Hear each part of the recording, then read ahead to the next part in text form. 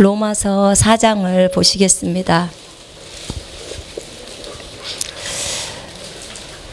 자, 4장 19절부터 21절까지 읽겠습니다. 로마서 4장 19절로 21절까지 읽겠습니다. 시작. 그가 백세나 되어 자기 몸이 죽은 것 같고 사라의 태가 죽은 것 같음을 알고도 믿음이 약하여지지 아니하고 믿음이 없어 하나님의 약속을 의심하지 않고 믿음으로 견고하여져서 하나님께 영광을 돌리며 약속하신 그것을 또한 능히 이루실 줄을 확신하였으니. 아멘. 아멘. 자, 누가 이랬습니까? 그가 누굽니까? 아브라함. 여러분, 우리 모두는 아브라함을 닮고 싶어 합니다. 아브라함은요, 우리가 볼 때 믿음의 조상이다 이렇게 말할 때 그가 정말 믿음의 조상만큼 되니까 믿음의 조상이라고 하는 것입니다. 왜냐하면 아브라함에게 주님이 무엇을 요구하셨냐면요, 자기의 아들 이삭을 번제물로 바치라고 했어요. 번제물로 바치는 것이 제단에다가 이삭을 묶어가지고 죽여가지고 불로 태워서 바치라는 것입니다. 엄청 무서운 거죠. 그죠? 하나님이 그걸 요구하시질 않아요. 근데 아브라함에게는 특별히 요구하셨습니다. 원인은 아브라함에게 그것이 우상이 되지 않게 하려고 하는 것입니다. 그런데 아브라함은 하나님이 행하실 그 약속하신 그 일을 믿었습니다. 그렇죠? 예, 믿었습니다. 어떻게 믿었냐? 아브라함은 하나님이 자기에게 이렇게 말했어요. 내가 이삭을 통해서 너에게 후손을 줄 거야. 그러면 이삭이 아기를 낳아야 되는 거죠. 그죠? 예. 이삭이 아기를 낳아야 되는데 지금 이삭은 아직 장가도 안 갔어요. 근데 열 몇 살의 이삭을 번제물로 바치라는 거예요. 그래서 아브라함은 이렇게 생각했습니다. 아, 이삭을 내가 죽여서 바치면 하나님이 이삭을 살려낼 거야, 부활시킬 거야, 이렇게 생각했다고 히브리서 11장에는 말하고 있습니다. 그런데 그 생각을 주님은 믿음이라고 말하고 있는 것입니다. 여러분, 우리가 하나님의 음성을 들을 때요, 자칫하다가는 우리 자신이 늘 합리적이고 경험적인 생각 가운데서 하나님의 음성을 판단해 버릴 수가 있습니다. 22장 1절에 보면요, 여호와께서 아브라함에게 말씀하시기를 이렇게 나와요. 누가 말했다고요? 여호와께서 아브라함에게 네 아들 독자 이삭을 나에게 번제물로 바쳐라 이렇게 나와요. 만약에 여러분의 아들, 딸을 오늘 주님이 여러분에게 속안에서 분명하네, 아니 속에서 들을 필요도 없네, 귀로 말했다고 쳐봅시다. 너 가서 네 아들 나한테 불에 태워서 바쳐라.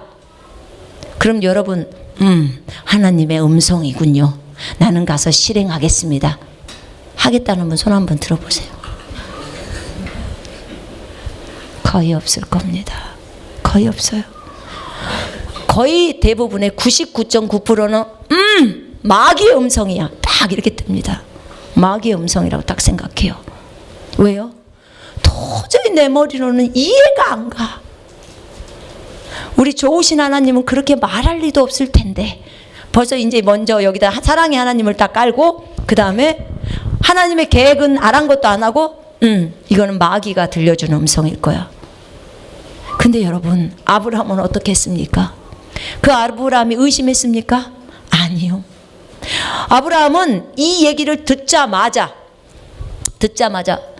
아, 주님입니까? 마귀입니까? 이렇게 물어보지도 않았어요. 주님한테. 뭐라겠어요? 바로 자기 부인하고 상의 한마디 안 합니다. 왜요? 사라한테 상의하면 데리고 가라고 하겠어요. 안 하죠. 그죠? 예. 못 데리고 가게 하죠. 아, 100살에 얻은 아들 아닙니까? 100살. 일찍이나 주지. 25년이나 기다리게 해가지고 진짜 다 포기했을 때 그때 줘놓고 이제 뺏어가. 그죠? 꼭 상황이 그 상황이에요. 여러분, 주님이 줬다 뺏는 거, 여러분 그거 생각해 보셨나요? 그런 것 같은 느낌이 드는 거죠. 그런데 그 아브라함은 사라에게조차 상의하지 않았어요. 자기 부인에게. 100살에 얻어서 눈에 넣어도 아깝지 않는 아들이에요. 근데 그 아들을 데리고 모리아 산으로 가버립니다. 제가 아브라함을 한번 묵상해 보게 됐어요. 얼마나 마음이 아팠을까? 언제 더 마음이 아팠을까? 주님이 가서 불로 태워서 드려라 할 때가 마음이 아팠을까? 아니요. 저는 아니었을 것 같아요. 언제 마음이 아팠냐면, 아버지, 불도 있고 나무도 있는데 하나님께 드릴 번제물은 어딨나요? 이렇게 이삭이 물어봅니다. 아이고, 정말 이때 이 아브라함의 마음이 얼마나 찢어졌을까요? 네가 재물이야 이렇게 말할 수가 없잖아요. 그죠? 어떻게 그렇게 말을 해요? 그러면 이삭이 도망갔겠죠. 근데 하나님이 친히 자신을 위해서 번제물을 마련하실 것이라고 딱 얘기합니다. 믿음도 좋아. 아브라함은 하나님이 이미 예비하실 것을 예견하고 있었던 거죠. 그럼에도 불구하고 어떻게 예비하실지는 몰랐죠. 가자마자 어떻게 해요? 이삭을 묶습니다. 묶어요. 근데 참 재밌는 것은 그 불 들고 갔던 종들한테 이렇게 말해요. 너희 저쪽에 가 있어. 나랑 아들은 하나님께 경배하고 다시 너희에게로 올게. 이렇게 말해요. 지금 이삭을 죽이러 가면서 다시 온다는 거예요. 이삭하고 같이. 이래서 믿음의 조상이에요. 이래서. 가자마자 이제 다 제단을 쌓아요. 제단을 딱 쌓더니 아들 이삭을 줄로 꽁꽁 묶어버려요. 묶어. 그리고 제단 위에다 딱 올려요. 제단 위에다 올리고 칼집에서 뽑습니다. 칼집에서 뽑아서 내리쳤어요. 내리치는 가운데서 천사가 멈춰라 한 거예요. 여호와의 천사, 여호와의 현현이죠. 여호와라고 하시죠. 멈추라는 거야.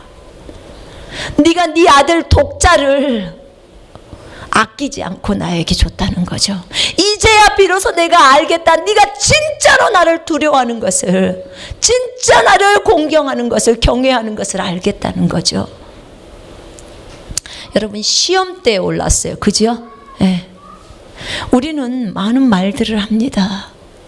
근데 하나님 앞에 내려야 할 시기가 있어요. 진짜 내가 귀하게 생긴 것을 하나님이 내리게 하시는 그때가 있습니다. 하나님은 우리에게 약속을 주시고 또 그 약속대로 비전과 꿈을 주시고 그리고 그 꿈들을 내리라고 할 때가 있었습니다. 여러분, 아브라함에게 있어서 자신의 비전, 자신의 꿈은 이삭이었어요. 이삭을 통해서 바닷가에 모래알같이 후손을 주신다고 하셨어요. 그죠? 언제 아브라함이 아들 달라고 했나요? 주님이 스스로 말씀하셨고 25년 기다려서 그 아들 주셨어요. 정말 아브라함에게 네 이름을 창대하게 한다고 말씀하셨고, 그죠? 예, 이름이 창대하게 되었고 복의 근원이 되게 하셨습니다. 물론 아브라함이 갈대아 우르에 있었을 때 그 밤에 주님이 나타나십니다. 나타나셔서 네 본토 친척 아비집을 떠나라고 말했어요. 그래서 아브라함이 떠나요. 그런 아름다운 아브라함의 헌신이 있었습니다. 사실 본토 친척 아비집을 떠나는 게 쉽지 않았을 것입니다. 70살가량의 그 나이를 거기서 살았는데 부모를 떠나서 가랑했는데 아버지 데리고 가는 거예요. 결국은 하란에서 가나안 땅으로 들어오는데 네가 가야 할 곳이 가나안이다. 주님이 이렇게만 가르쳐줬어도 얼마나 고맙겠습니까? 근데 가르쳐주지도 않아요. 주님은. 떠나라. 그러면 어디로 가야 될지도 모르고 떠나는 거예요. 저희가요 선교지에 갔을 때 정말 감사했어요. 왜 감사했냐? 그래도 적어도 가라는 지역은 알잖아요, 우리는. 그죠? 가라는 지역은 알아. 그러니까 아브라함보다 낫은 거예요. 낫게 우리를 도와주신 거예요. 그러니까 아브라함이 얼마나 믿음이 좋은 사람인지 아시겠죠? 예. 물론 자기 부인을 누이라고 해서 거짓말 친 적도 있어요. 그러니까 자기 아들도 똑같이 그래요. 그죠? 리브가를 부인이라고 해서. 그래도 주님은 금하고 은을 더 많이 늘려줘요. 거짓말 했는데도 더 많이 늘려줘. 그가 주님을 의지했기 때문에, 주님을 의지하고 떠나왔기 때문에 그러는 거죠. 근데 아브라함은 그렇게 자신의 비전이었던 이삭을 제단에 바친 거예요. 주님이 어느 날 저에게 네 비전을 내려라 딱 그러시는 거예요. 비전을 내리라고요? 나는 듣다 처음 들어보네요. 하나님, 성경 어디에도 비전 내리라는 구절도 없고요, 어떤 목사도 비전 내리라고 나 그런 설교 안 들어봤어요. 제가 그래서 하나님한테 지금 똑같이 말한 거예요. 너의 비전을 내려라 딱 그러시다. 그리고 주님, 내가 언제 비전 달라고 했어요? 주님이 줘놓고 이제 내리라고 한다니요. 내가 그랬어요, 주님께. 근데 저한테 비전을 내리라는 거예요. 전 혹시 잘못 들었나 싶었어요. 제가 음성을 잘못 들은 줄 알고. 주님, 제가 혹시 지금 잘못 듣고 있나요? 주님 맞으신가요? 왜냐면 하나님이 저에게 주신 비전이 너무 컸어요. 중국에서 주님이 저에게 정말 귀한 비전을 주셨어요. 많은 영혼들을 예수께로 인도하는 그런 비전들을 주셨어요. 그리고 많은 부분들에 대해서 얘기를 많이 해주셨어요. 그런데 그 비전을 내리라는 거예요. 저희가 중국에서 나왔을 때 그 비전을 다 이루지 못하고 나왔어요.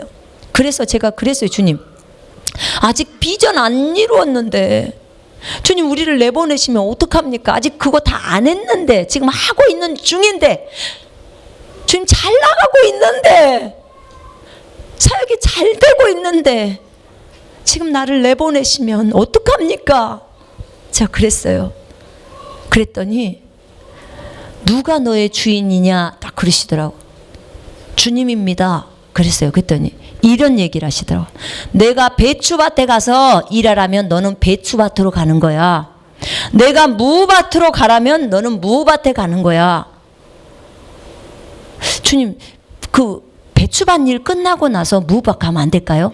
제가 이렇게 하는 거예요. 거기 끝나고 중국 일 끝나고 한국 나오면 안 될까요? 이렇게 하는 거죠. 그러니까 그 배추밭에 안배한 사람은 나라는 거예요. 주님이라는 거예요. 그러니까 네가 이 일이 끝난 다음에 이걸 할게요. 그걸 네가 정하는 게 아니고 나 예수가 정한다는 거예요.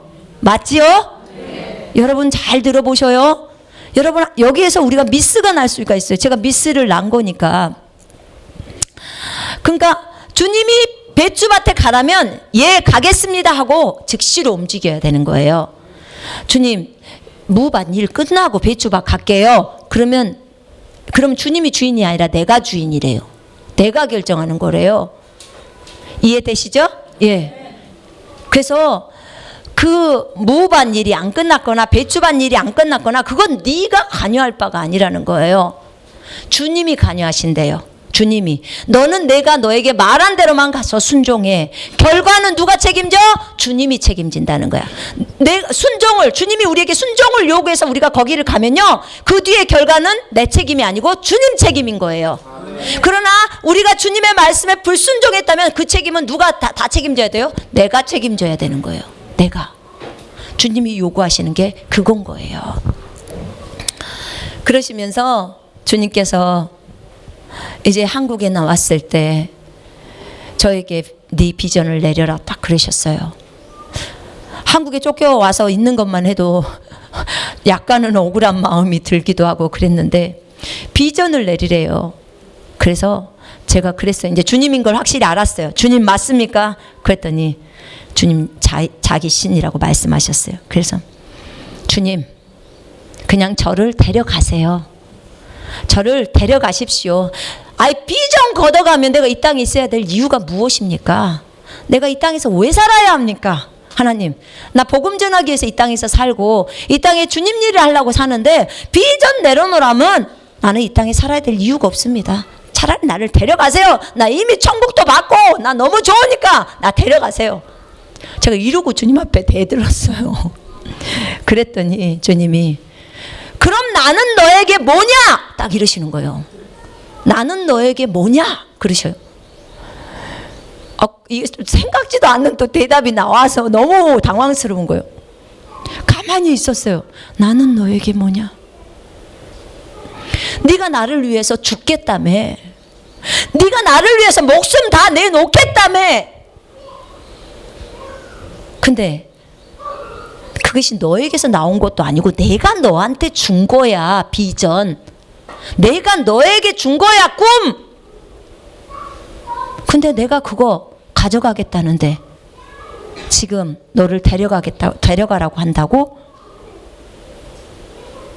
지금요, 주님이 비전을 가져가겠다고 하니까, 내려놓으라고 하니까 제가 저를 데려가라고 하는 거예요. 천국으로. 이제 그만 살겠다고. 그러니까 주님이 그럼 너한테 나는 뭐냐? 이거예요. 네가 나를 첫 번째라며. 예수인 나를 첫 번째라며. 근데 비전 가져간다니까? 네 생명을 내리겠다는 거지. 그럼 뭐가 첫 번째예요? 비전이 첫 번째죠. 주님은 그 밑이에요. 지금 주님이 우리에게 주신 꿈이 첫째 자리에 가 있는 거예요. 주님보다 더 높은 자리에 가 있다고요. 주님이 이런 걸 좋아하시는 줄 아십니까? 싫어하십니다. 주님이 우리에게 준 것보다도 주님 자신이 최고가 되기를 원하십니다. 여러분, 이럴 때 주님은요, 전부 작업하십니다. 전부 내려야 돼요. 그때 제가 알은 거예요. 아, 주님이 나에게 주신 비전이 어느새 우상이 되어져 있었구나. 우상이 되어져 있었던 거예요. 주님보다 더 높은 것은 전부 다 우상입니다. 여러분 한번 점검해 보세요. 특별히 사역자들은 사역이 우상이 되어 있는 사람이 너무 많습니다. 사역 내리면 다 끝장나버린 줄 알아요. 근데 아니에요. 정말 이걸 하나님 앞에서 제가 제대로 잘 배운 거예요. 정말 제가 안 배웠으면 어쩔 뻔 봤습니까? 정말 그때 하나님 앞에 정말 많이 회개했습니다. 나는 내가 우상 숭배자라는 것을 정말 몰랐어요. 이렇게 하나님보다 더 높은 것이 있다는 것을 생각을 못했어요. 근데 어느새 사역이 주님보다 더 위에 있더라, 그 말입니다. 나에게 주신 비전이.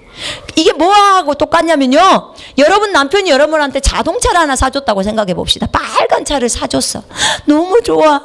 차 보면서 예뻐라, 참 좋다, 우리 여보한테 고맙네, 막 이렇게 해요. 그러다가 여보가 퇴근하고 왔어. 그런데 여보 왔어? 그리고는 관심도 없어. 차 좋다, 차 좋다, 차 좋다. 그럼 여보가 섭섭할까요, 안 할까요? 섭섭하죠. 지금 누구한테 관심이 더 많아요? 자동차. 지금 자동차를 사준 남편에게 관심을 기울이는 게 지혜예요. 그죠? 그래야 더 많은 게 오잖아요.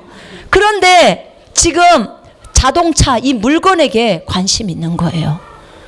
지금 이 사람하고 나랑 똑같은 거예요. 나에게 그 비전을 주신 그 주님께 내가 관심을 기울여야 하는데, 그 준 비전, 그 자동차, 그 꿈만 이루려고 하는 거예요. 하나님이 진짜 원하시는 것은 주님 자신에게 우리가 관심을 갖는 거예요. 거기에 집중하는 거예요.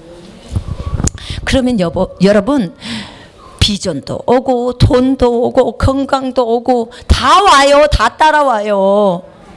주님에게 집중되어져야 합니다. 아멘. 근데 이것을 모를 때 굉장히 많이 헤맨 거죠.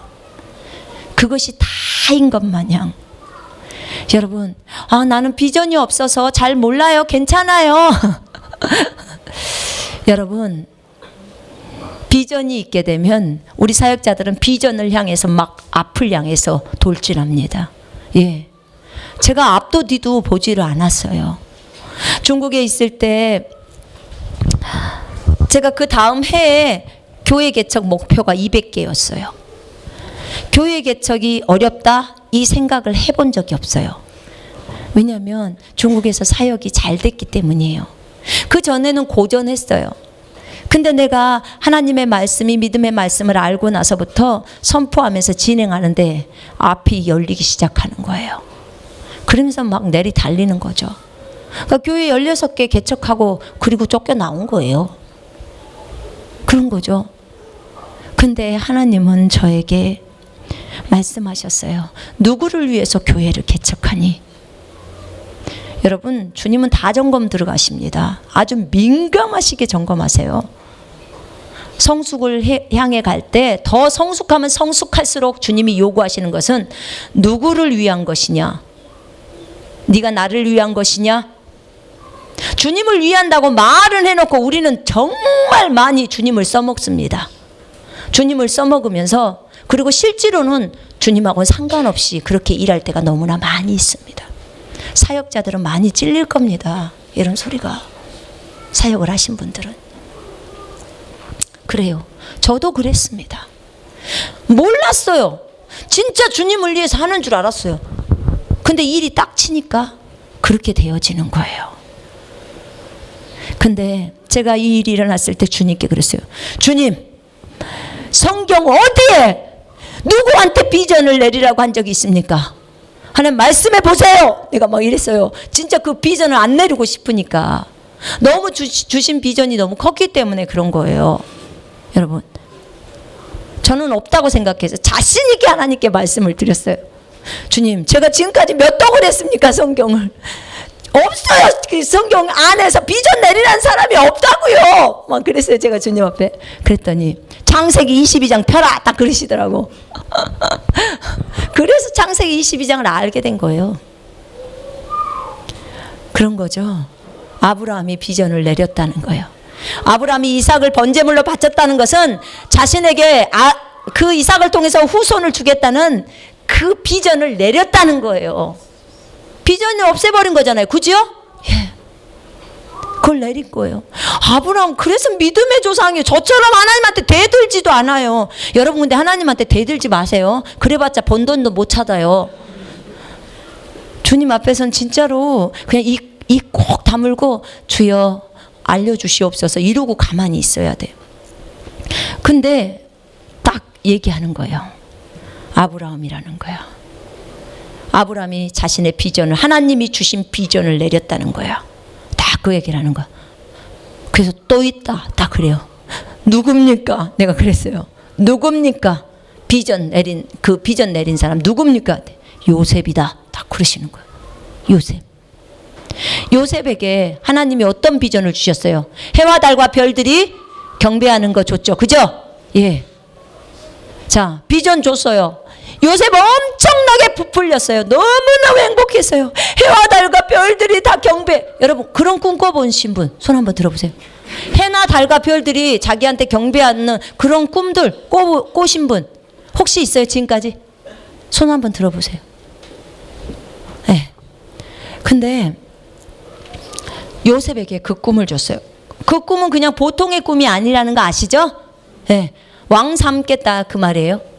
그런데 그 꿈을 요셉에게 딱 줬으면 요셉은 어떻겠어요? 기고만장했겠죠. 정말 주님이 나를 어찌 쓸지 몰라. 맨날 아버지가 명품만 입혀 요셉한테는. 그죠? 채색 옷 입혔으니까. 그렇게 했는데 그 고자질쟁이가 꿈을 받았어. 그리고는 주님이 어떻게 해요? 이제부터 이제 어려움이 시작이 됩니다. 형이 팔아버렸잖아요. 그죠? 예. 누가 인신매매 시켰다고요? 마귀가 형들을 꼬셔갖고 요셉을 인신매매 시켜버립니다. 그죠? 예, 그렇습니다. 그런데 그렇게 해서 요셉이 경호실장네 집으로 갑니다. 햇필 팔려도 여러분 딱 주님의 손길을 보셔야 돼요. 요셉이 나중에 창세기 45장에서 얘기하잖아요. 형들의 생명을 살리려고 이스라엘이라는 생명을 살리려고 하나님께서 자기를 파송시켰다는 거예요. 이집트로요. 이거는요 아까 마귀가 했다는 것보다 훨씬 큰 계획이에요. 이걸 보게 되면요, 어떠한 경우에도 상처 안 받아요. 여러분, 상처 안 받는 비결을 알려드릴게요. 하나님의 손 안에서 움직이고 있는 거예요. 아멘. 여러분, 우리는 하나님의 손 안에서 움직이고 있어요. 여러분, 마귀가 까불어 봤자 지가 고 안에서 발작 뛰고 앉아 있는 거예요. 그런 거죠. 그런데 보세요. 하나님은 지금 원대한 계획을 가지고 요셉을 왕을 시키려고 해요. 그러면 요셉을 왕을 시켜야 되는데, 그럼 왕궁에 들어가서 지금 훈련을 받아야 되는데, 어떻게 이 가나안 민족에게 있는 정말 소수의 부족 한 아들을 저 이집트의 왕궁까지 들여보내겠냐, 그 말입니다. 자, 요셉의 마음이 커져야 합니다. 요셉이 굉장히 커져야 해요. 주님이 저한테 그랬어요. 너에게 준 비전을 이루는 데는 딱 3가지만 있으면 돼. 첫째, 내가 있으라는 데 있어. 둘째, 내가 하라는 일 해. 두 번째요. 세 번째, 주님의 임재 가운데서 주님하고 교제하면서 네 그릇 넓혀. 그릇을 넓히라는 거예요. 날마다 너를 버리라는 거예요. 그래야 그릇이 커질 거 아닙니까? 그죠? 그래야 하나님이 애초에 계획한 그 일들을 진행해 갈 거 아니겠습니까? 지금 요셉을 왕 시키려고 하는데 마음이 코딱지만 해. 아, 형들 잘못한 거 맨날 고자질이나 하잖아요. 얼마나 쫄봅니까? 그런 마음이에요, 요셉이. 근데 그 요셉이 해필 팔려도 누구네 집으로 팔려요? 경호실장네 집으로 팔려. 지금으로 말하면 비서실장네 집으로, 대통령 비서실장네 집으로 팔렸다, 그 말입니다. 이 하나님의 손길을 한번 보시라, 그 말이에요. 거기서 요셉이 노예가 돼서 아침부터 진짜 고생 많이 합니다. 고생 많이 하면서 배우죠. 그죠? 예, 배웁니다. 배우면서 섬기는 것을 배웁니다. 거기서 하나님이 은혜를 잊게 합니다. 이제 다 거기서 통과가 됐어요. 그러니까 두 번째, 갑자기 어떤 여자가 나타나가지고 요셉하고 잠자자게 해가지고 결국은 어떻게 돼요? 아주 억울하게 감옥에 갇힙니다. 그죠? 근데 그 감옥이 경호실장네 집에 있는 감옥이잖아요. 그죠? 근데 그 감옥에 누가 있어요? 이제 장관급들이 다 들어와 있는 거예요. 귀족들이. 그러니까 폐하를 아뢰는 귀족들이요. 예? 왕을 아련하는 귀족들이죠. 그러니까 지금으로 말하면 장관급들이 그 감옥에 들어와 있는 거죠. 근데 그 요셉이 거기에서 그들을 섬깁니다. 섬겨요. 시편에 보면요, 뭐라 그러죠? 쇠사슬로 이렇게 발이 착고에 매여서 섬겼다고 나와요. 그렇게 하면서 섬깁니다. 근데 요셉에게 훈련이 안 끝났어요. 요셉은 너무나 나가고 싶었습니다. 저는 이 요셉을 진짜 많이 한국 나와서 많이 묵상했습니다. 정말 저도 빨리 통과하고 싶었습니다. 너무나 빨리 통과하고 싶은 거예요. 요셉도 그랬을 겁니다. 13년이란 세월이었어요. 11년째 되던 때 갑자기 술 맡은 관원장과 빵 굽는 관원장이 꿈꿔가지고 거기서 꿈 해몽을 해줍니다. 술 맡은 관원장이 복직되거들랑 제발 나 좀 여기서 빠져나가게 좀 해주세요. 나 잘못한 거 없습니다. 요셉이 이렇게 원했는데 주님이 그 술 맡은 관원장의 생각을 싹 기억력을 없앴어요. 아니, 자기를 꿈 해몽해서 올려보내줬는데 왜 기억을 못 하겠습니까? 중요한 인물인가요? 아닌가요? 중요하죠. 누군가가 여러분들한테 애언을 해줬다고 한번 생각해 보세요. 애언해줬는데 그대로 그 다음날 적중했어. 그럼 그 애언한 사람이 고마워요? 안 고마워요? 그 사람을 잊어버릴 수 있겠습니까, 여러분? 일반 상식으로는 못 잊어요. 그죠? 근데 그 사람이 요셉을 잊어버렸어. 왜냐? 요셉이 아직 통과가 안 된 거예요. 하나님 앞에서. 2년 더 남은 거예요. 그리고는 요셉이 이제 다 통과가 되니까 갑자기 주님이 그래요. 주님이 바로에게 꿈을 하나를 딱 줍니다. 바로 왕에게 꿈 하나 주고 요셉 너 들어가서 해몽해. 해몽했어. 그리고 그날로 총리가 돼버려요. 여러분, 그때 주님이 저한테 가르쳐 준 게 이거였어요. 요셉의 꿈이 실현되는 데는 딱 하루만 필요해. 네 꿈을, 내가 너에게 준 꿈을 실현하는 데는 딱 하루만 있으면 돼. 딱 그러시더라고. 하루. 근데 왜 13년이란 세월이 필요했느냐? 요셉의 마음이 안 넓어져. 왕으로서 전 세계를 섬겨야 되는데, 이집트, 그 당시에 이집트는 지금의 미국보다 더 큰 나라였어요. 그러면 전 세계를 섬기려면 마음이 코딱지만 해갖고 어떻게 전 세계를 섬겨요? 여러분, 한 나라의 대통령도 영혼들을 섬기기 위해서는 마음이 넓어야 합니다. 그런데 전 세계를 섬기려면 어떻게 해야 되겠어요? 마음이 작아서 섬길 수 있습니까? 불가능합니다. 불가능해요. 여러분. 그래서 하나님께서 요셉의 마음을 넓히기 위해서 이렇게 13년이란 세월이 필요했다고 말씀하셨습니다. 저에게 그날 주님이 그런 얘기를 했어요. 요셉도 그 꿈을 내렸다는 거죠. 내렸을 때 결국은 하나님이 나중에 덜어줬어요. 그죠? 예, 줬어요. 그리고 창세기 45장에 보니까 요셉이 그 꿈을 기억하더라 라고 했어요. 왜냐? 형들이 와서 자기한테 절하니까. 근데 그때 요셉의 마음 좀 보실래요? 형들한테 뭐라고 하냐면, 형들이 나를 팔았지만 하나님이 형들의 생명을 살리려고 나를 먼저 이집트로 보냈다고 얘기합니다. 형들을 미워하는 마음이 있어요, 없어요? 없어요. 이미 13년 동안 다 없어져 버린 거예요. 처음에는 울그락불그락 했겠죠. 막 이만한 것들이 올라왔다 내려왔다 했겠죠. 형들이 이럴 수가 있어? 나를 팔어? 인신매매를 시켜? 막 이럴 수 있잖아요. 13년 동안 요셉은 하나님 앞에서 다 다듬어진 거예요. 자기 아버지 야곱이 죽었을 때, 이제 야곱이 죽고 나니까 이제 형들이 무서운 거야. 아버지 살아있을 때는 요셉이 어쩔 수 없이 우리를 구박 안 했지만, 아버지 죽고 나니까 이제 어떻게 하면 좋아? 요셉한테 가서 머리를 조아리고, 우리는 당신의 종입니다. 그렇게 형들이 말했어요. 그러니까 요셉이 그래요.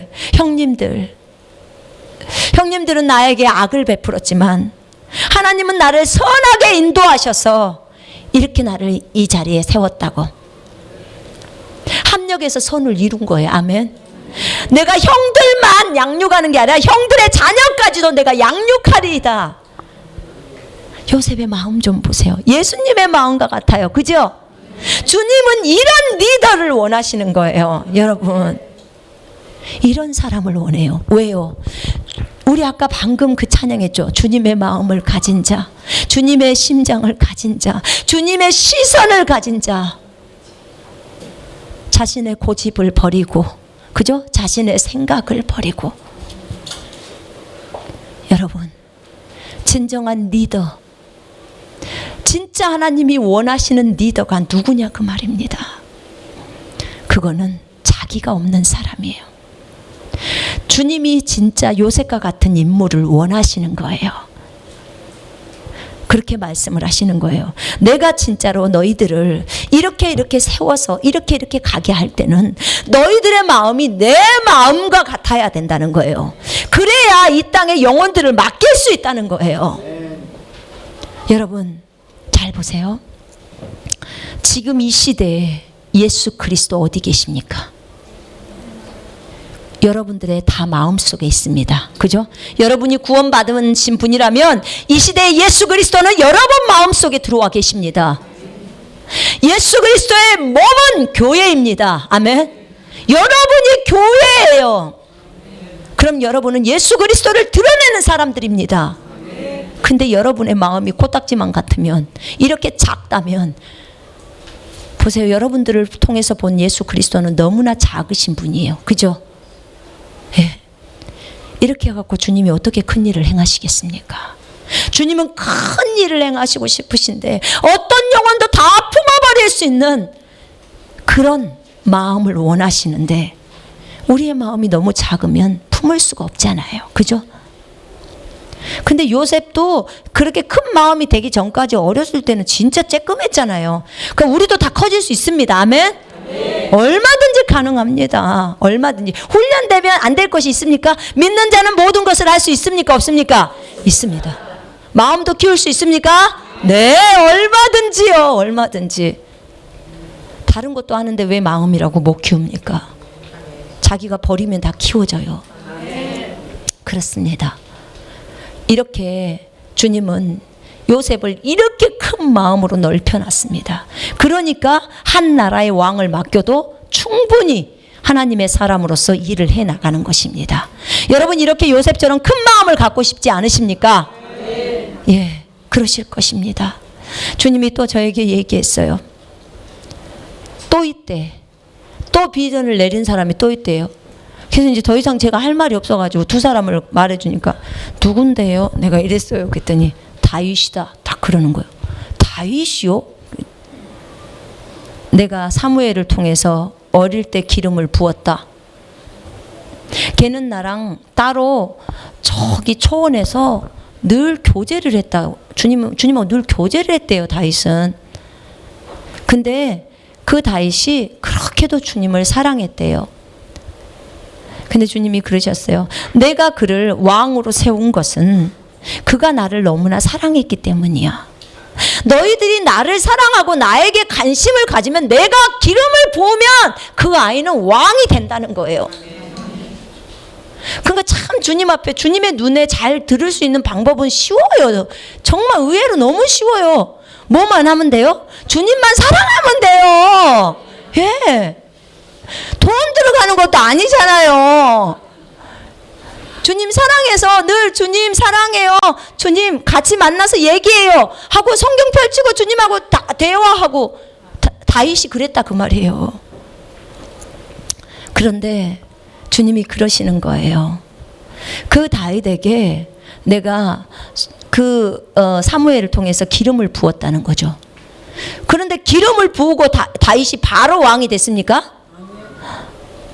우리 주님은 꼭 훈련시켜. 훈련 안 시키고는 안 써요. 본인의 이름에 명예가 있기 때문에 그래요. 그러더니 어떻게 됐나요?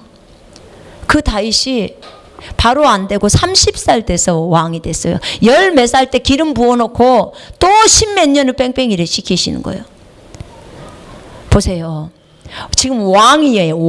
왕의 기름 부음이 들어왔어요. 그죠? 그러면 그 나라의 왕이에요. 근데 그 당시에 사울이 왕을 하고 있었어요. 주님은 이미 제꼈어요, 사울을. 그럼 다윗이 왕이에요. 근데 그 다윗이 사울 밑에 들어가요. 그래갖고 거기서 이제 사위가 되죠. 다윗과 골리앗의 사건들 여러분 다 아실 겁니다. 그리고 나중에는 그 사울이 질투를 느끼면서 다윗을 죽이려고 하죠. 그러면서 이제 도망자의 신세로 10몇 년을 보내게 되는 거예요. 도망자 한 달만 해도 힘들어요. 범죄자들 한 달 동안 경찰들이 잡으러 다니면 얼마나 쫓기고 심리적으로 힘든지 아시죠? 예. 10몇 년이에요.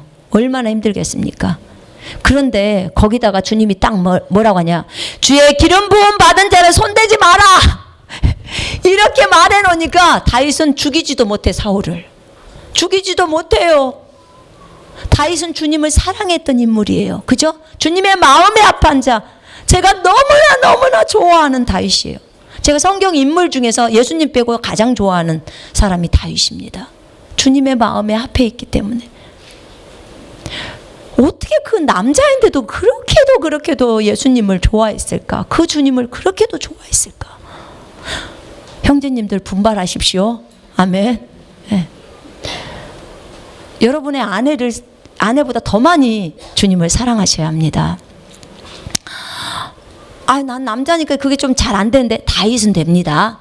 그러니까 여러분도 다윗처럼 주님 다윗의 그 영성을 저한테 주십시오. 이렇게 구하시면 됩니다. 진짜로 여러분 그거 들어온대요. 주님이 그랬어요. 주님이 너는 누구야? 라고 이름을 딱 구약의 인물들이나 그런 인물들 얘기를 하면요. 그 사람 안에서 그 사람이 있었던 그 영성이 나오는 거예요. 그게 기름을 붓는 거래요. 이게 예수님이 알려주신 거예요. 여러분 그래서 만약에 주님 저도 아브라함의 믿음을 주시옵소서 이렇게 구하세요. 그러면 그게 들어와요. 얼마든지 주님 다윗이 주님을 사랑했던 주님의 마음에 합한 자 그런 마음을 저에게 부어주십시오 라고 여러분들이 한다면 다윗에게 있던 그 마음이 여러분에게 들어갑니다. 근데 그 다윗이 정말 사울을 죽이지도 못하게 하니까 죽일 수도 없고 옷자락만 딱 베갖고 가도 가슴이 찔려 주님 앞에. 그래서 그 괴로워하고. 그런데 결국은 어떻게 했어요? 결국은 다윗이 이제 훈련 다 끝났으니까 결국은 사울이 죽게 됩니다. 그죠? 예. 훈련이 다 통과가 되니까 죽은 거예요, 여러분. 만약에 다윗이 훈련이 다 통과가 안 됐으면 죽지 않습니다, 사울. 더 있어야 돼요. 여러분, 주변에 나를 괴롭히는 사람이 있다고 생각해 봅시다. 여러분을 괴롭히는 사람이 있다고 생각해 봅시다. 누구 때문에요?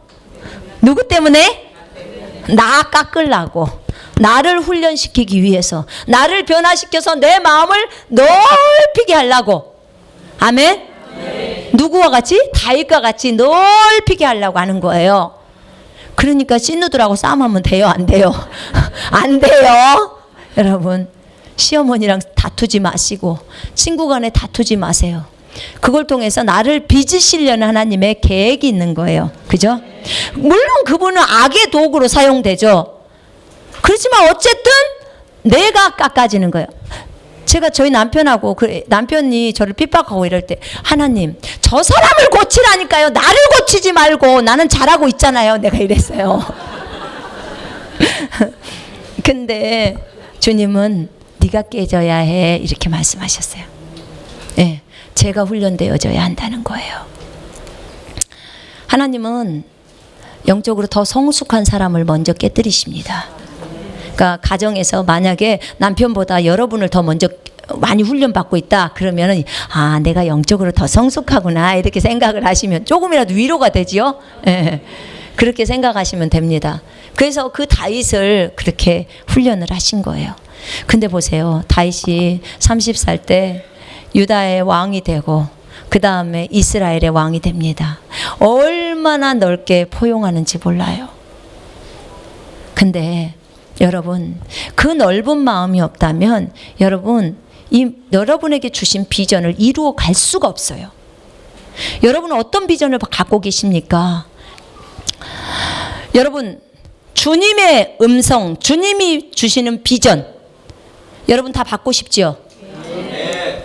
이제부터는 에베소서 1장 17절로 19절의 말씀을 날마다 기도하셔야 돼요. 아셨죠? 에베소서 1장 17, 19절 펼쳐보세요. 저희 이 한가족 교회에 오시는 분들은요, 대부분 초신자가 오시는 분들이 안 계세요. 대부분이 초신자가 아닙니다. 그죠? 이 안에는 30년도 있으실 것입니다. 네. 30년도. 예. 30년도 있어요. 근데 여러분, 저희 교회에 오신 분들이 대부분 많이 신앙생활을 하다가 지금 균형이 안 잡혀서 여기서 배워오고 저기서 배워오면서 많은 것들을 배우셨어요. 여러분, 다른 이곳저곳 교회를 다니실 때 굉장히 어려우셨죠? 왜 이렇게 나는 맨날 주님이 옮기라고 하지? 한 곳에 정착을 안 하고 자꾸만 옮기라고 하나 모르겠다. 왜 이렇게 옮겨야 될 마음이 들고, 그 다음에 왜 이렇게 또 어려운 관계가 되면서 이렇게 될까? 다 계획 속에서 움직이고 있는 거예요. 여러분, 왜 그러냐면 각 교회마다 나이가, 영적인 나이가 있어요. 각 지역 교회마다. 그 나이는 누가 결정하냐? 목사가 결정해요. 목사님의 나이가 5살이다. 영적 수준이 5살이다. 믿음의 수준이 5살이다. 그럼 그분한테는 0살부터 5살까지는 케어가 가능해요. 5살이 이상이 넘어가 버린다. 성도가 7살이 된다. 그러면 목사님이 못 돌봐줘. 그래서 7살짜리 목사를 향해서 가는 거예요. 뭐 하려고? 배고프니까 가서 양식을 먹으려고 가는 거예요. 이거 제 말이 아니라 예수님이 저한테 가르쳐 준 말이에요. 그렇게 해서 움직인다는 거예요. 여러분, 교회를 떠났을 때 다른 사람들은 막 비난하죠. 근데 그 사람들은요, 교회에 오랫동안 남아있는 이유를 주님이 말씀해 주셨대. 만약 내가 30년을 한 교회에 있었다 그러면, 이런 거 쉽게 말하면 그 목사가, 그 교회의 목사가 0살부터 30살짜리를 다 커버할 수 있는 목사, 엄청나게 성숙한 목사든지 영적으로, 안 그러면 자기가 이 양이 성숙을 포기해버리든지. 그거 부류밖에 없대요. 예수님이 알려준 거예요. 성숙을 포기해버리면 거기 그냥 있는 거예요. 성숙을 향해서 나아가는 사람은 나오게 돼 있다는 거예요. 그럴 수밖에 없어. 왜냐? 배고프니까. 말씀을 먹고 싶어서 나오는 거예요. 근데 이게 말씀을 먹고 싶어서 나오는 것은 가능한데 그게 아니라 저 집사랑 싸우는 거 있잖아요. 내가 나를 내리기 싫어. 나를 부인하기가 싫어서 저 꼴배기 싫어서 나간다. 이거는 아니에요. 그거는 아니에요. 그건 주님이 옮기는 게 아니에요. 무슨 말인지 이해되시죠? 합리화시키지 말고요. 진짜 목사님이 주시는 그 꼴이 내가 양에 안 차. 나는 너무 배고파. 먹어도 배고파. 이거는요. 벌써 목사님을 영적인 수준이 초월해버린 상태예요. 그래서 움직이는 거예요. 저도 몰랐습니다. 주님이 가르쳐주니까 알았죠. 이걸. 그런 거예요. 그러면 내가 지금 10살이야. 근데 우리 목사님이 9살이야. 그러면 어떻게 해야 돼? 나와서 10살짜리 목사님한테 가서 거기서 먹는 거예요. 거기서 훈련 다 받고 나면 또 12살을 향해서 가는 거죠. 이렇게 하면서 여기서 조금 배우고 여기서 조금 배우면서 계속해서 배워갖고 가는 거예요. 그러다가 이제 어떻게 해요? 여러분 여기까지 온 거야 지금. 근데 주님이 저에게 말씀하는 것은 뭐였냐면 균형을 잡아주라는 거예요. 균형을. 왜냐하면 여러분들 많이 배워갖고 온 거예요. 많이 배워오셨는데 그것을 균형을 딱 잡아주라는 거예요. 이제 균형을 잡고 앞을 향해서 갈 수 있도록 하라는 거예요. 여러분, 그래서 내가 이렇게 많이 헤매고 돌아다녔다. 그거는 주님 손 안에서 주님이 인도해 주신 겁니다. 그러니까 그걸로 스트레스 받지 마시라고요. 스트레스 받지 말고 주변의 사람들이 너는 왜 교회로 옮기냐? 그러면은 그래 난 너무나 배가 고파서 옮겼다. 이렇게 말씀하시면 돼요. 예, 배가 고파서. 그분들은 충분히 아까 말했잖아요. 성장하기를 포기하신 분들은 거기 있는 거예요. 있는 거지요. 근데 왜 그러냐면 여러분 이 에베소서 1장 17절로 19절의 말씀은 우리에게 부르심이 분명하게 알 수 있는 기도문이에요. 바울이 이렇게 에베소 교인들을 위해서 날마다 기도했어요. 자, 한번 읽어볼까요? 우리 주 예수 그리스도의 하나님 영광의 아버지께서 지혜와 계시의 영을 너희에게 주사 하나님을 알게 하시고 너희 마음의 눈을 밝히사 그의 부르심의 소망이 무엇이며 성도 안에서 그 기업의 영광의 풍성함이 무엇이며 그의 힘의 위력으로 역사하심을 따라 믿는 우리에게 베푸신 능력의 지극히 크심이 어떠한 것을 너희로 알게 하시기를 구하노라. 아멘. 자, 여기에다가요 바울이 이렇게 원했어요. 지금 여기 안에 부르심이 나오죠. 그죠?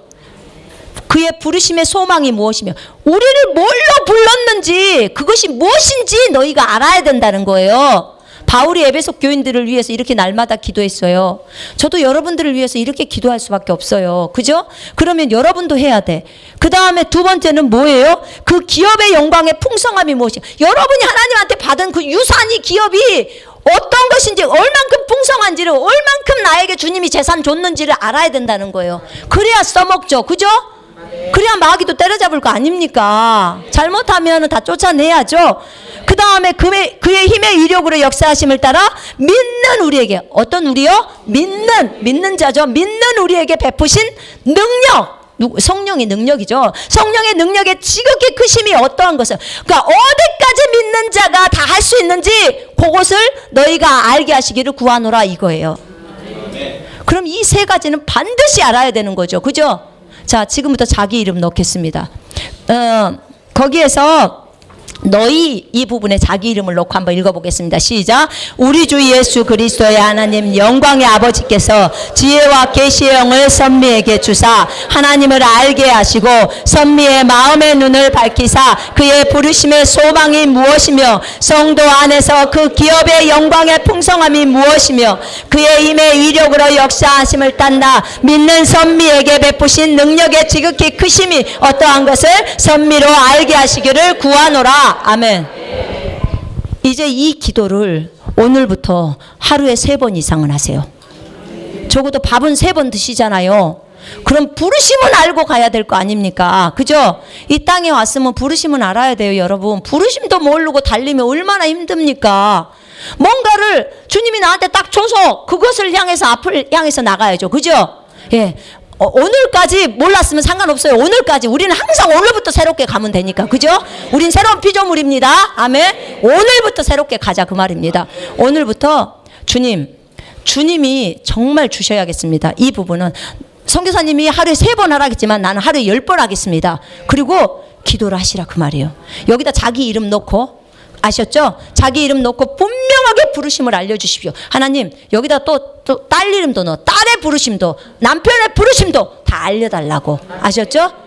그렇게 해서 기도를 하시면 옵니다. 환상도 보이고요. 방언하시다 보면 열려요. 여러분, 그래서 분명한 부르심을 알고 간다면 여러분 훨씬 더 쉽게 갑니다. 부르심을 모르고, 저희는 사실은, 저희 한가족교회는 사실은 화면을 이미 너무 많이 봤습니다.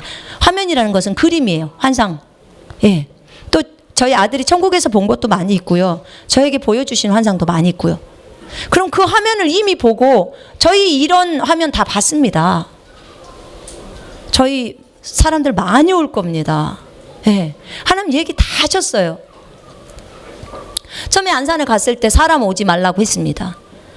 사람 부흥시키려고 하지 마라. 그럼 무도로 교회 개척하라게요? 내가 이랬어요, 주님께. 그랬더니 사람 오지 말래. 사람 부흥시키지 말래. 그러놓고 뭘 시키냐면 책 쓰래. 그래서 그리스도의 군사훈련 과정이 나온 겁니다. 그리고 책 썼더니 빨리 동영상 찍어서 올려라 이러셨어요. 그래서 올렸어요. 올렸더니 이제 전 세계를 상대로 인터넷 교회를 열어라. 그러더니 수원으로 이사 가라. 다 나오는 거예요. 그래서 제가 수원으로 이사 왔어요. 아니 왜 또 안산에서 뜨라고 그래요, 주님. 안산 가보니까 좋더만. 그래서 근데 주님이 수원으로 가래요. 그래서 수원으로 왔어요, 저희. 그냥 주님이 하라는 대로 그냥 하는 거예요.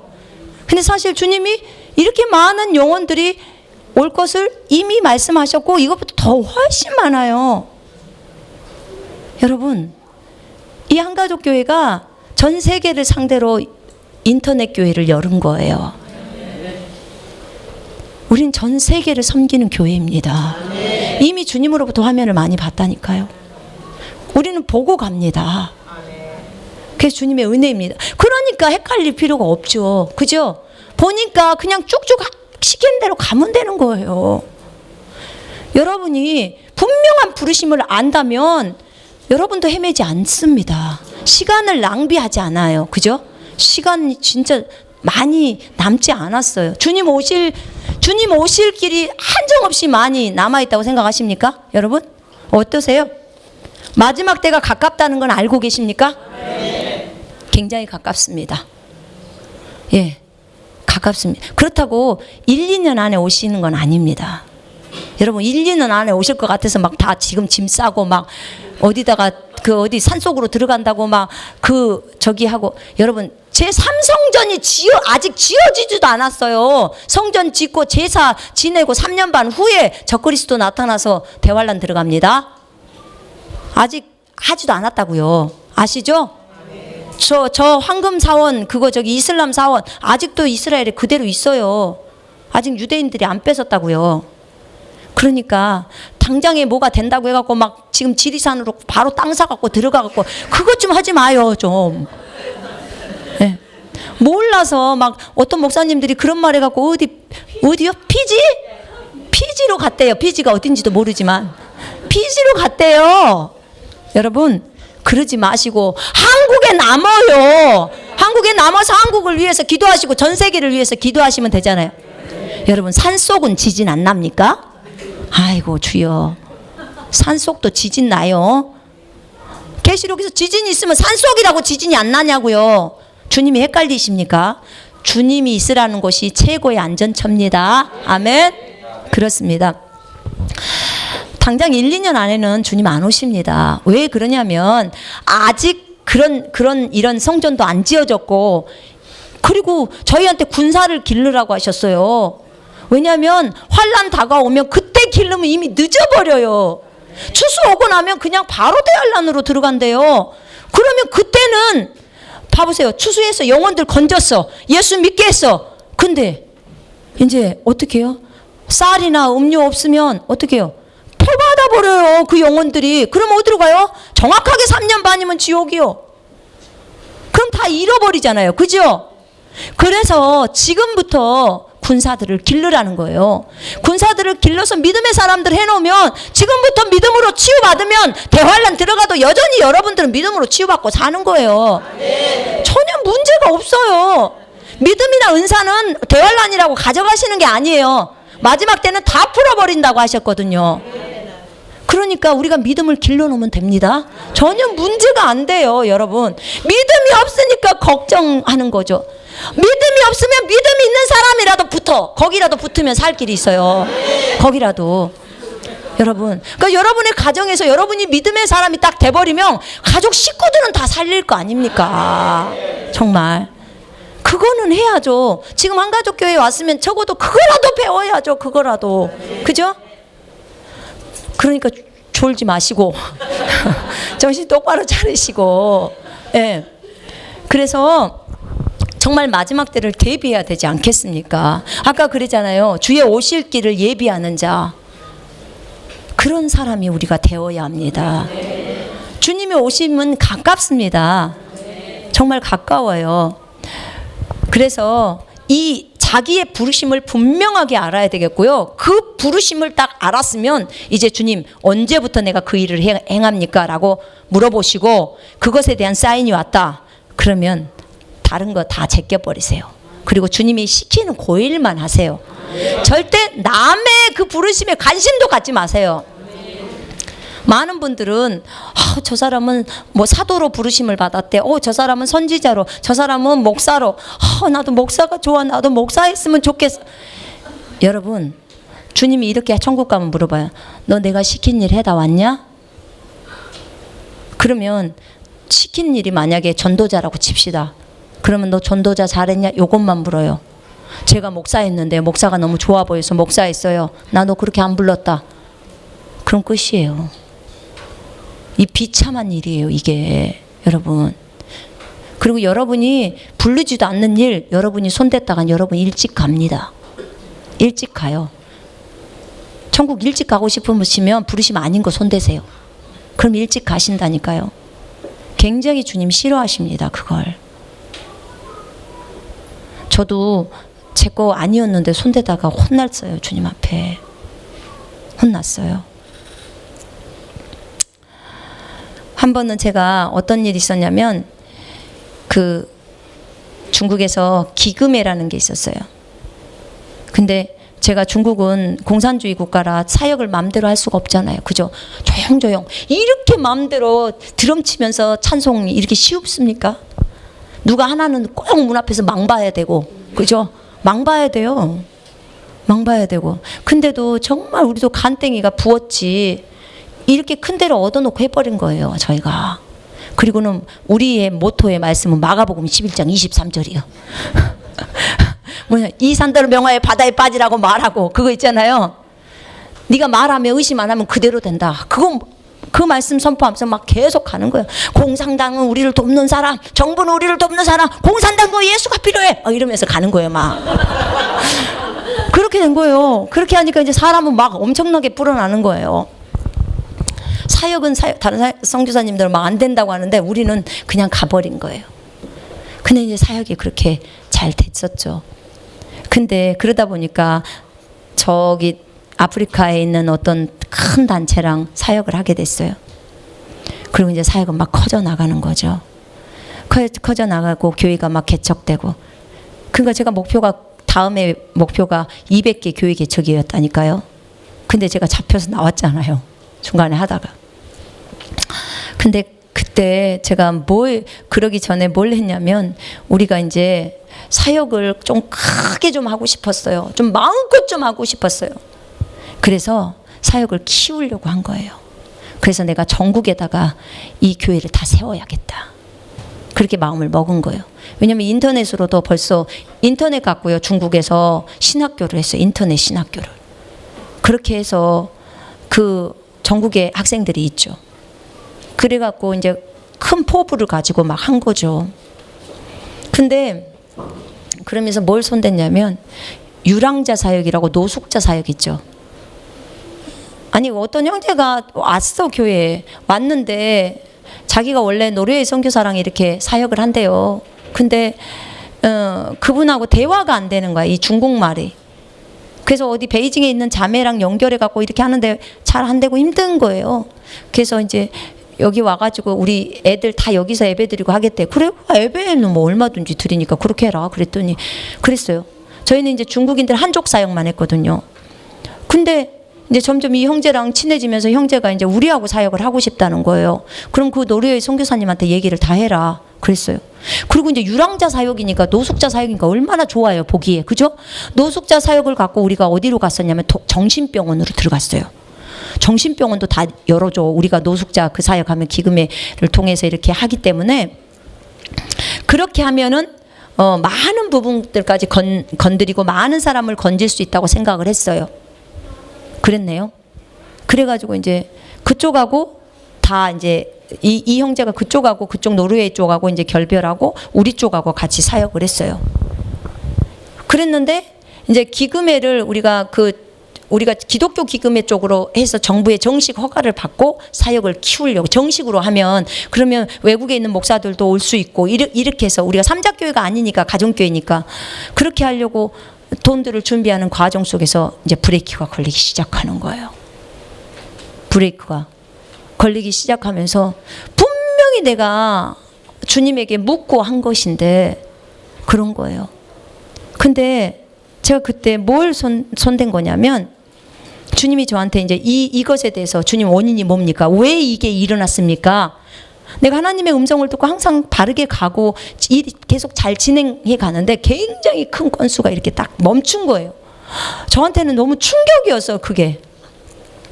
그래서 주님 앞에 나아가서, 주님 이게 어떻게 된 겁니까? 빨리 말씀하옵소서.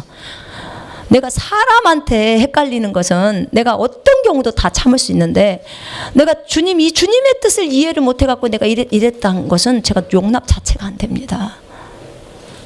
내가 사역자고 주님의 종인데. 그러면서 주님께 제가 물었을 때 주님이 말씀하시는 거예요. 네 속에 있는 아합을 죽인다는 거예요. 아합. 이것도 뭔 소리입니까, 주님? 아합이라니요. 근데 그게 뭐냐면 이 얘기를 하는 거예요. 아합이 나봇의 포도원을 뺏어버렸죠. 그죠? 나봇에게 하나 있는 그 포도원을 아합이 뺏은 거예요. 지는 평소에 많은데도 불구하고 그 욕심을 부린 거죠. 그죠? 근데 여기서 무슨 말씀을 딱 하시냐면, 나중에 그 노르웨이 선교사가 한번 중경에 왔어요. 근데 나랑 얘기를 하는데 엄청난 얘기를 하는 거예요. 무슨 말이냐면, 이 사역을, 이 유랑자 사역을, 노숙자 사역을 걔는 어떻게, 노르웨이 선교사님은 어떻게 들었냐면, 우리가 돈을 다 대주고 사역만 자기네들이 관리하는 걸로 돼 있대요. 그렇게 들었다는 거야. 그러니까 우리가 돈은 다 대주고 자기네들은 관리만 하는, 그렇게. 그러니까 이게 소통에서 문제가 일어난 거죠. 소통에서 문제가 일어난 거예요. 그래서 무슨 소리냐? 너랑 저기랑 힘들어가지고 그래서 이쪽으로 사역하겠다고 해서 저기 선교사님한테 내가 다 얘기를 하라고 다 얘기했고, 그렇게 해서 다 마무리됐다고 해서 이렇게 받은 거다, 우리가 이 사역을. 그렇게 얘기를 한 거죠. 왜냐면 그들이 막 맨날 노숙자들 막 칼부림 나고 막 그랬어요. 근데 그럼에도 불구하고 막 말씀으로 기르고 막 이랬었거든요. 근데 그런 거예요. 그런데 이 사람은 너무 큰 상처를 받은 거야, 쉽게 말하면. 그러니까 우리가 사역을 뺏어간 거예요, 쉽게 말하면. 그 사람 입장에서 보자면. 그렇게 된 거예요. 그래서 아이고 아니라고, 우리 그거 아니라고, 도로 가져가라고, 우리 정말 그런 거 아니라고. 그랬더니 자기는 이미 마음에서 접었대. 그러면서 저희 앞에 울어요. 어머 세상에, 너무 놀란 거예요, 제가. 그래서 그 형제한테 내가 막 야단을 쳤다고. 너 도대체 일을 어떻게 처리한 거냐, 어떻게 말을 했냐. 근데 그렇게 된 거예요. 그래서 내가 정말 괴로운데 주님이 얘기를 딱 하시는 거예요. 뭐라고 얘기하시냐면, 나봇의 포도원 얘기를 딱 하시는 거예요. 아합이 나봇의 포도원을 뺏었다는 거야. 네 안에서 남의 기름 부음에다 손을 댔다는 거예요. 그러니까 그 노르웨이 선교사에게 그 유랑자 사역을 맡겼다는 거예요. 노숙자 사역을. 근데 이 노숙자 사역을 내가 아합이야. 그래서 나봇의 포도원을 뺐듯이 그거 사역을 뺏은 거예요, 제가. 이것이 내가 그 노르웨이 선교사의 기름 부으심, 그러니까 그분에게 맡겨준 그 사역의 기름 부으심을 제가 뺏었다고 주님이 얘기를 하는 거예요. 그러면서 뭐라고 하냐면, 내가 그때 너를 치지 않았으면 너는 그날로 하늘나라 온다는 거야. 나를 죽이신다는 거예요, 쉽게 말하면. 제가 그때까지 주님에 대해서 원망하다가, 주여 정말 주님의 은혜가 너무 큽니다라는 거예요. 여러분, 아주 작은 일 같지만 하나님은 나에게 주신 그 부르심 외에 다른 것들 손대는 걸 굉장히 싫어하세요. 그건 하나님의 주권이에요. 그죠? 하나님이 그 사람에게 주는 거예요. 그죠? 근데 내가 그것을 낚아채려고 하는 거죠.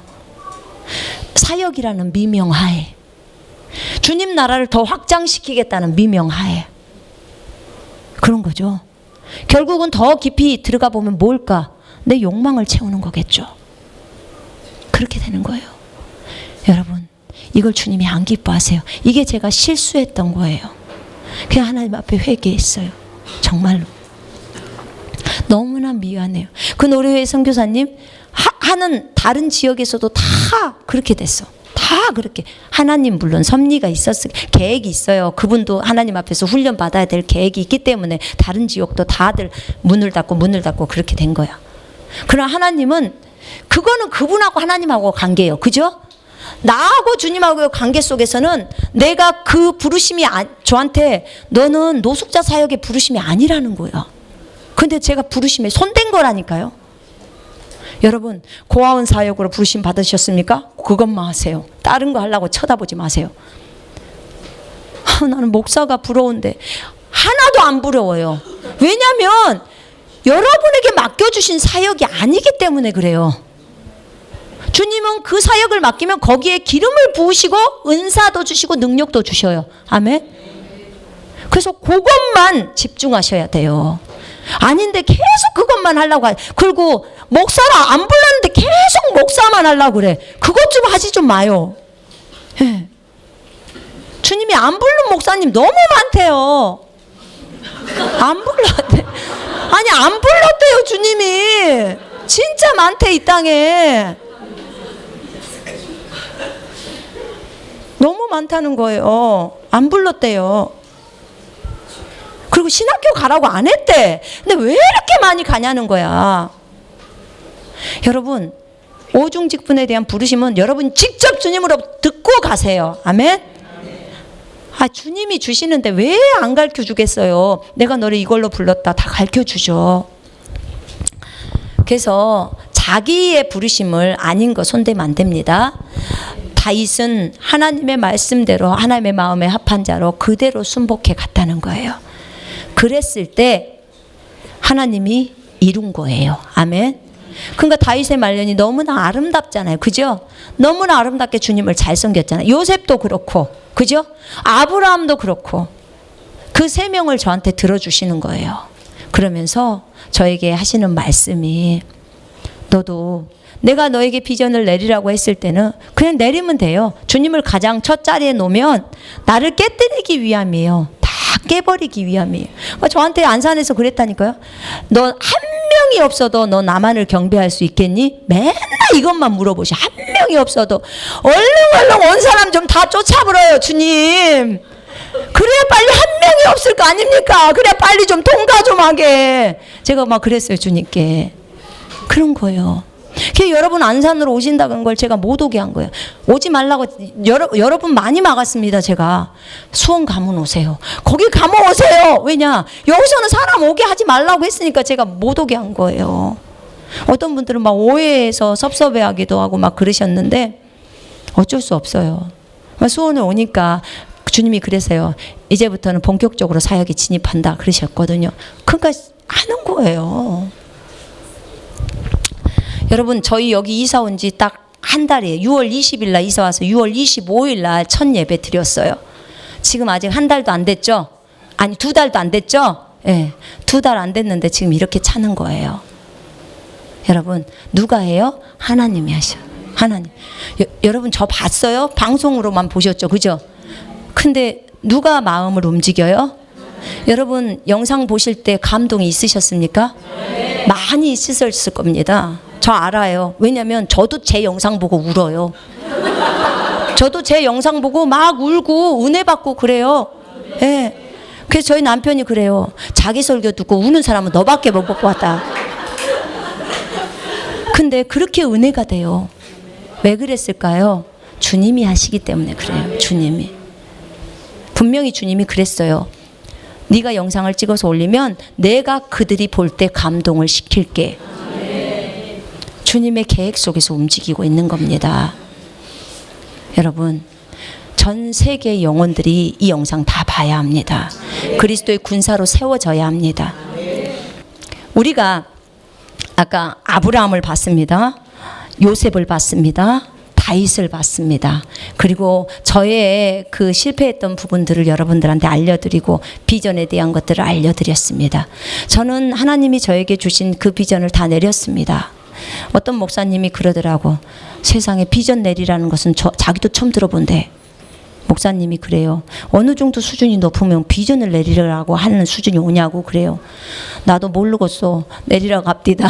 그랬는데 근데 여러분, 여러분에게 만약에 여러분의 수준이 저처럼 요 정도 수준이 되면 비전을 내리라고 할 거예요. 하나님 주신 비전일 거예요. 그러면 그건 내리라 하면 어떻게 내려야 돼요? 아주 기쁘게 그냥 확 내려버려야 돼요. 주님이 첫 번째 아죠. 그리고 그 비전은 그 나중이에요. 그죠? 예. 비전 주님이 주실 때 이루시면 돼요. 그죠? 예. 중요한 것은 뭐라고요? 주님이 있으란 자리에 있어야 해요. 저한테 한국에 있으라고 했기 때문에 저는 한국에 있는 거예요. 그 다음에 주님이 하라고 한 일, 교회 개척해라. 그러니까 교회 개척한 거예요. 그죠? 세 번째, 주님의 임재 가운데서 주님하고 날마다 동행하면서 교제하면서 네 그릇을 넓혀라. 너를 내려라.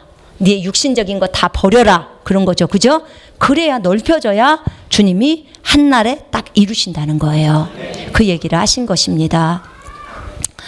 정말 제가 너무나 중국을 가고 싶었습니다. 처음에 나와가지고 너무 막 가슴이 너무 뭉클해가지고 제가 막 어떻게든지 가버리려고 했어요.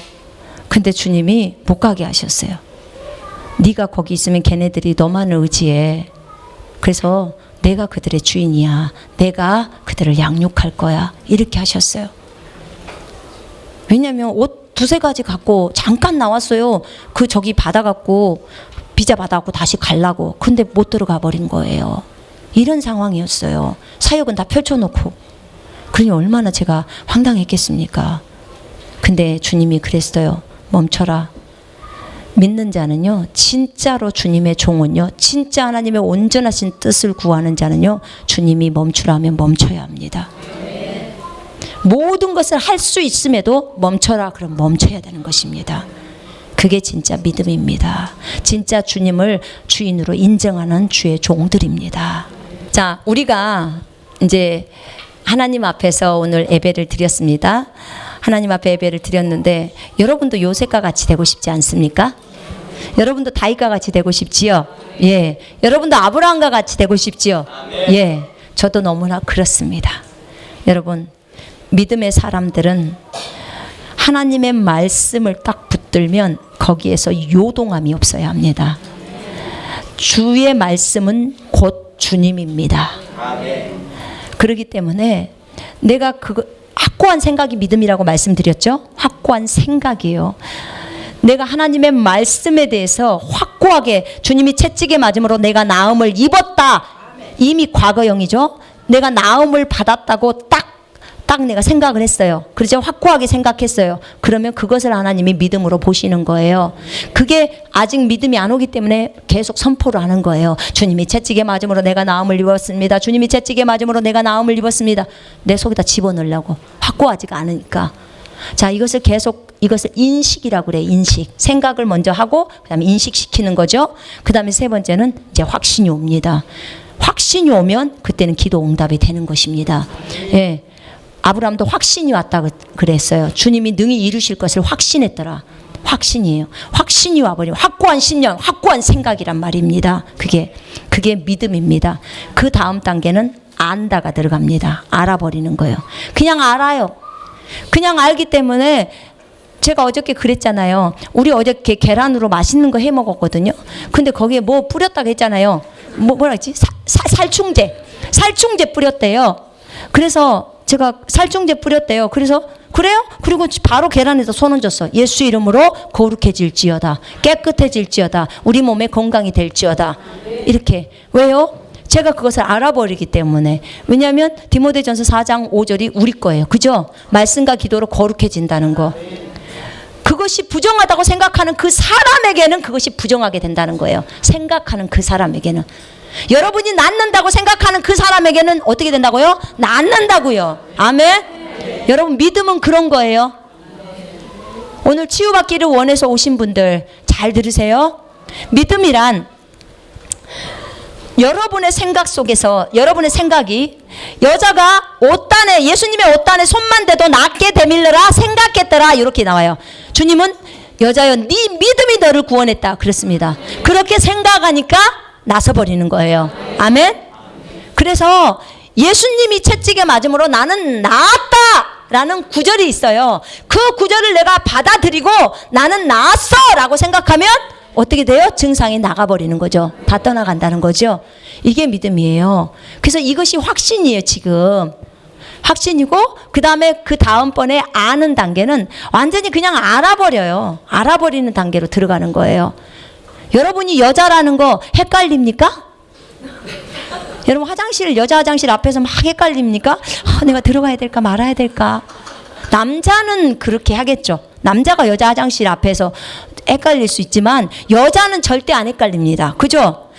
전혀 헷갈림 없이 바로 화장실로 들어갑니다. 여자 화장실. 왜요? 여자니까. 아주 간단합니다. 여러분 우리가 누구예요? 하나님의 아들이에요. 나는 하나님의 아들이야. 나는 하나님의 아들이야. 왜 선포합니까? 아직 인식이 안 돼 있어서 그래요.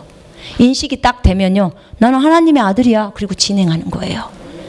이게 아는 단계예요. 우리 이 시간에 잠깐 기도하겠습니다.